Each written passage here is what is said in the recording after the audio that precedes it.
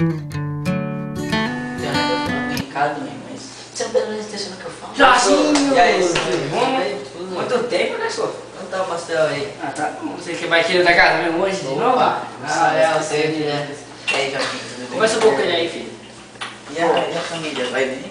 Vai bem, né? Ô, você tem cerveja aí? Agora tem. Pra quanta cerveja aí? É, vendo sempre, R$2. R$2, então beleza, vai dar 4, 7. Agora, pá, capricha nesse pastel, hein? Ó, olha, filho feito, tio.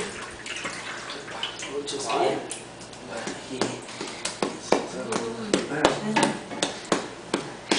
E a cara, essa Juliana, você foi lá andando, puta, outro dia eu vi você no shopping lá, velho. Não, cara, fica nem repetindo o completo cara. Ah, Não dá. Ó, Jorginho, opa. Tá bebendo, meu filho. Ah. Meu Deus, assim, ó, deu o pastel aqui, a cerveja. Claro que é muito.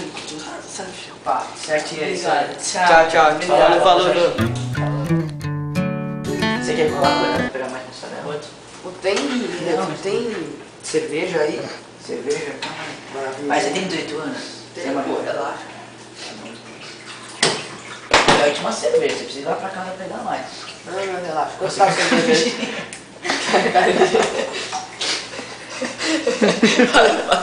Não tinha nada lá. Ô, mas não presta atenção no que eu falo. Opa, tudo bom? sim, velho. O que tem esse pastel aí? Qual é o sabor? Ah, tem vários, né? Como toda pastelaria. Ô, mas não presta atenção no que eu falo, mas...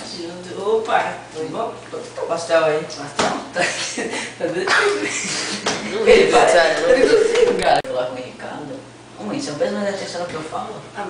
Opa, quanto tá o pastel? Bom? Você já riu, já.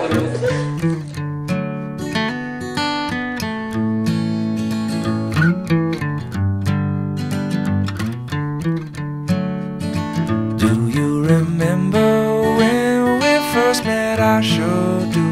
It was sometime in early September. Well, you were lazy